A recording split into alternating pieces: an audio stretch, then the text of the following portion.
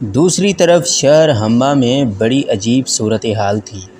رات بھر کی گہری نیند سونے کے بعد جب یوسف صلاح الدین اور سلطان عادل کا غلام امین بیدار ہوئے تو دونوں پر شدید حیرت و سکوت کی کیفیت طاری ہو گئی۔ بہت دیر تک ان کی سمجھ میں نہیں آ رہا تھا کہ وہ کہاں ہیں۔ کمرہ تو وہی تھا جہاں یوسف صلاح الدین اور امین رات کو سوئے تھے، لیکن گھر کے دروازے کے باہر کا منظر بڑا ہیبت ناک تھا۔ چاروں طرف مٹی اور پتھروں کا ڈھیر تھا جس میں دونوں کے گھوڑے بھی دب کر مر گئے تھے۔ بہت دیر تک یوسف صلاح الدین اور سلطان نور الدین محمود زنگی کا غلام حیران و پریشان کھڑے رہے۔ پھر مکانات کے ملبے سے گزر کر وہ کچھ دور تک آگے بڑھے تاکہ کسی محلے دار سے مل کر صورتحال جاننے کی کوشش کریں، مگر کس سے پوچھتے کہ کل رات شہر ہمہ پر کیا قیامت گزری ہے۔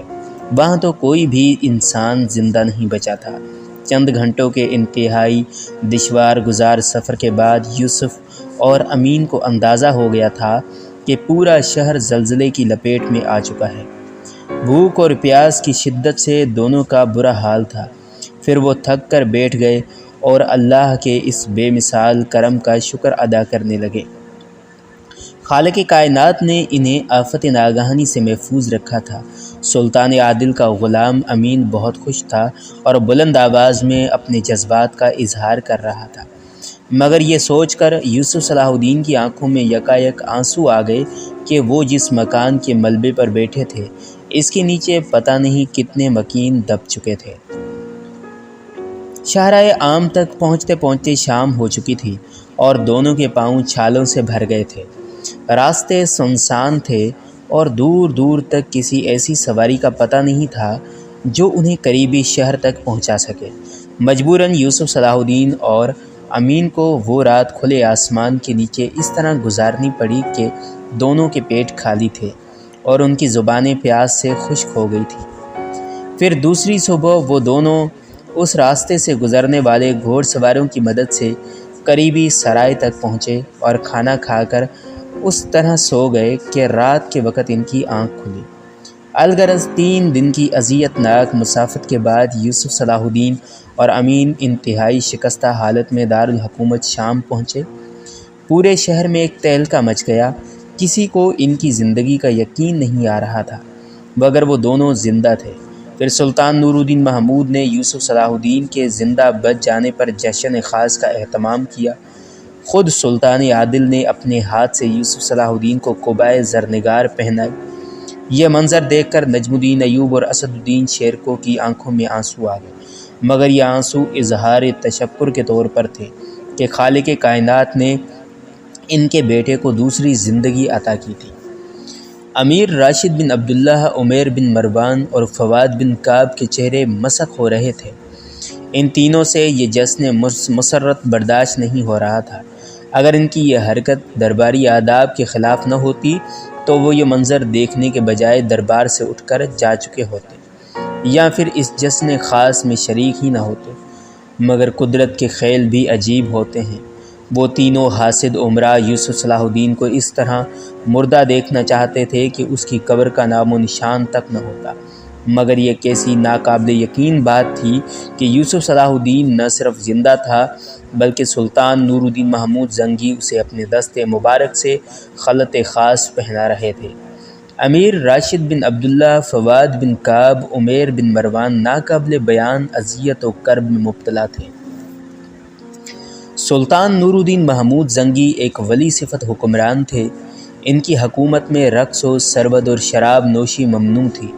اگر کچھ امراء بادہ کشی بھی کرتے تو اپنے تہ خانوں میں چھپ کر، پھر بھی اگر کوئی با اثر شخص اس لعنت میں مبتلا ہوتا اور اس کی بدکاری کا راز فاش ہو جاتا تو سلطان نور الدین محمود اس سے کے عہدہ و منصب کا خیال کیے بغیر سر عام کوڑے لگواتے۔ اگر سلطان عادل کو کوئی شوق تھا تو بس شعر و شاعری کا، اور شاعری بھی ایسی کہ مسلمانوں کے خون کو گرماتی رہے اور ان کی اخلاقی تربیت کرتی رہے۔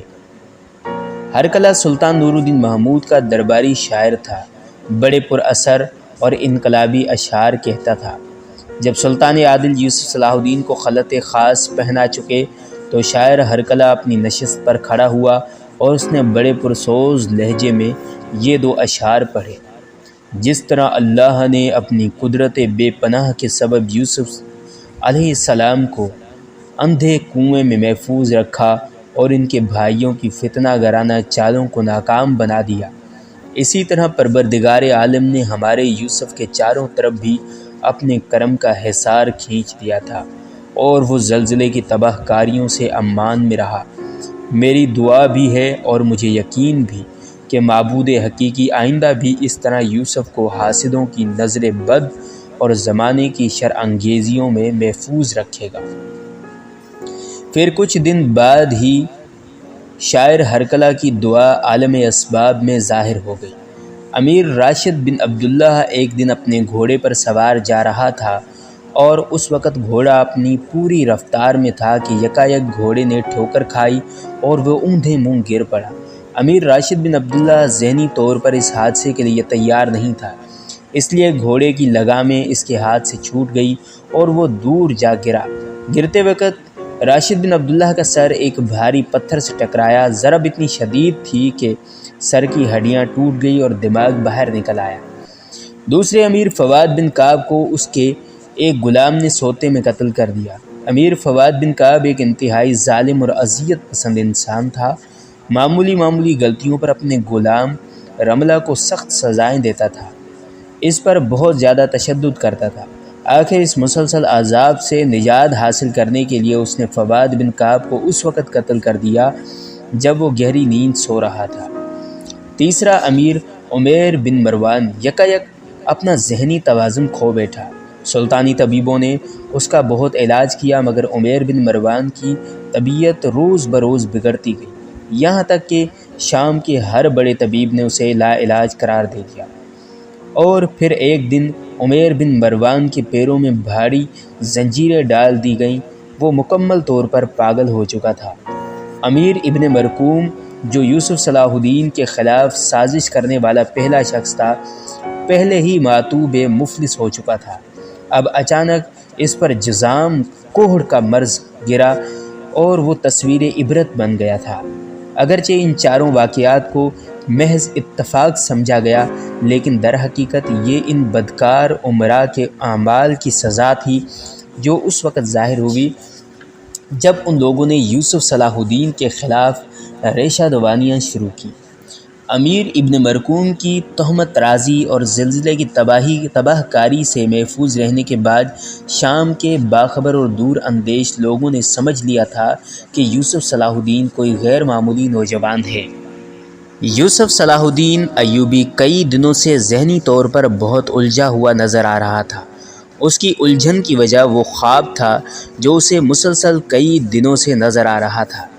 جب بھی یوسف صلاح الدین سونے کے لیے اپنے بستر پر دراز ہوتا اور پھر جیسے ہی اس کی آنکھ لگتی وہ خود کو ایک عظیم و عالی شان کتب خانے میں مطالعہ کرتا ہوا پاتا۔ پھر اچانک کسی گوشے سے ایک نورانی صورت بزرگ نمودار ہوتے اور قریب آ کر انتہائی پرجلال لہجے میں یوسف صلاح الدین سے مخاطب ہوتے: تمہیں اس کام کے لیے پیدا نہیں کیا گیا ہے کہ گوشہ نشین ہو کر کتابوں کے اوراق میں گم ہو جاؤ۔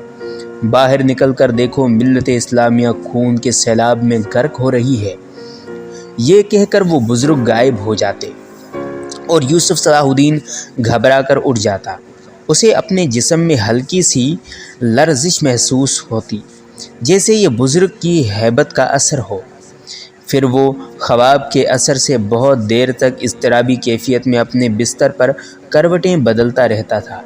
صبح ہوتے ہی یوسف صلاح الدین دنیا کی ہنگامہ خیزیوں میں گم ہو کر رات کے خواب کو بھول جاتا، مگر جب دوسری رات آتی اور اس کی آنکھ لگتی تو پھر خواب میں وہی بزرگ نظر آتے اور وہی مخصوص کلمات ادا کر کے غائب ہو جاتے۔ یوسف صلاح الدین ایوبی بزرگ کو پہچاننے اور ان کے الفاظ کا مفہوم سمجھنے سے قاصر تھے۔ پھر جب ایک خواب بلا ناغہ نظر آنے لگا تو یوسف صلاح الدین اپنے استاد گرامی قاضی ابن ارسطون کی خدمت میں حاضر ہوا اور اپنا پورا خواب بے کم و کاست بیان کر دیا۔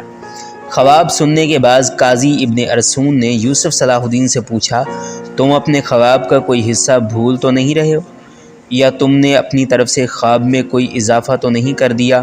یوسف صلاح الدین کچھ دیر تک اپنے ذہن پر زور ڈال کر سوچتا رہا، پھر انتہائی مؤدب لہجے میں عرض کرنے لگا، استاد گرامی، مجھے بزرگ کی زبان سے ادا ہونے والا ایک ایک لفظ اور اپنے خواب کا ایک ایک منظر یاد ہے۔ یوسف، کیا تم نے ان بزرگ کو اس سے پہلے بھی خواب میں دیکھا ہے؟ قاضی ابن ارسون نے اپنے شاگرد خاص سے دوسرا سوال کیا۔ بس اسی خواب کے حوالے سے ان بزرگ کو مسلسل خواب میں دیکھا ہے، اس سے پہلے وہ کبھی نظر نہیں آئے، یوسف صلاح الدین نے عرض کیا۔ قاضی ابن ارسون کچھ دیر تک یوسف صلاح الدین کی پیشانی کو بہت غور سے دیکھتے رہے، پھر انتہائی محبت آمیز لہجے میں کہنے لگے، یوسف، تم نے یہ خواب کسی اور کے سامنے تو بیان نہیں کیا؟ استاد محترم، پہلے تو میں خود ہی کئی دن تک اس خواب کی تعبیر سمجھنے کی کوشش کرتا رہا، یوسف صلاح الدین نے بصد احترام عرض کیا۔ پھر جب عاجز آ گیا تو آپ کی خدمت عالیہ میں حاضر ہو گیا۔ یوسف صلاح الدین کا خواب سن کر قاضی ابن ارسون نے اپنی آنکھیں بند کر دیں۔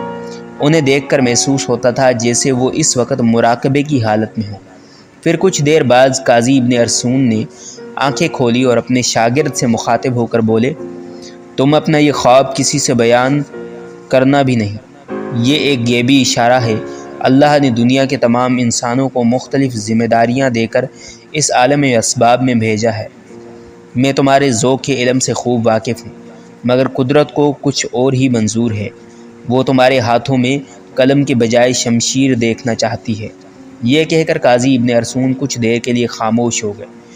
یوسف صلاح الدین اپنے خواب کی تعبیر سن کر کچھ دیر حیرت کی کیفیت سے دوچار رہا، پھر مؤدب لہجے میں عرض کرنے لگا، استاد گرامی، مجھے قتال و جدال، مال و منال اور منصب و جاہ سے کوئی رغبت نہیں۔ یہ شہ سواری اور شمشیر زنی بھی میں نے اپنے والد محترم کے اصرار پر سیکھی ہے، ورنہ شاعر و شاعری میرا تیر کمان، قلم میری شمشیر اور مناظروں کی مجلسیں میرا میدان جنگ ہے۔ دنیا کی باقی چیزوں کو میں کوئی اہمیت نہیں دیتا۔ قاضی ابن ارسون اپنے شاگرد خاص کے فطری رجحانات سے واقف تھے، اس لیے جواب دینے میں کسی قدر تاخیر سے کام لیا۔ پھر انتہائی پرسوج لہجے میں یوسف صلاح الدین سے مخاطب ہوئے، آج میں تمہیں افضل البشر بعد الانبیاء امیر المومنین ابو بکر صدیق رضی اللہ عنہ کا ایک قول مبارک سناتا ہوں، اس کے ایک ایک حرف کو غور سے سنو اور ہمیشہ کے لیے ذہن نشین کر لو۔ استاد گرامی کی اس فہمائش پر یوسف صلاح الدین ہمتاً گوش ہو گیا۔ خلیفہ اول نے فرمایا کہ جو قوم جہاد ترک کر دیتی ہے، اللہ اسے دنیا میں ذلیل و خوار کر دیتا ہے۔ حضرت صدیق اکبر کا قول مبارک بیان کرتے کرتے قاضی ابن ارسون کی آنکھوں میں آنسو آ گئے۔ یوسف، تمہیں یہ راز معلوم ہے کہ تلوار ہی اسلام کی سرحدوں اور کتب خانوں کی حفاظت کرتی ہے۔ طرابلس کا عظیم و عالی شان کتب خانہ عیسائیوں نے صرف اس لیے جلا کر خاکستر کر دیا کہ اس کی حفاظت کے لیے تلواریں اور سپاہی نہیں تھے۔ قاضی ابن ارسون کی مختصر تقریر اس قدر اثر انگیز تھی کہ یوسف صلاح الدین کا رواں رواں کھڑا ہو گیا اور اسے یوں محسوس ہونے لگا جیسے پورے بدن میں چنگاریاں سی بھر لی گئی ہوں۔ یہ تمہارے لیے عظیم خوشخبری ہے کہ تمہیں اس طرح خواب میں تنبیہ کی گئی۔ ہم تو ناکارہ لوگ تھے کہ زندگی بھر ایک گوشے میں پڑے رہے، مگر تمہارے سامنے ایک عظیم تر مقصد حیات ہے۔ قاضی ابن ارسون نے رقت آمیز لہجے میں کہا، اگر تم کتب خانہ چھوڑ کر میدان جنگ کا رخ نہیں کرو گے تو اللہ بے نیاز ہے، وہ کسی اور کو منتخب کر لے گا۔ پھر جب یوسف صلاح الدین ایوبی قاضی ابن ارسون کی درسگاہ سے اٹھا تو اس کی دنیا ہی بدل گئی تھی۔ اب اس کی تمام تر توجہ شمشیر زنی، نیزہ بازی، تیر اندازی پر مرکوز تھی۔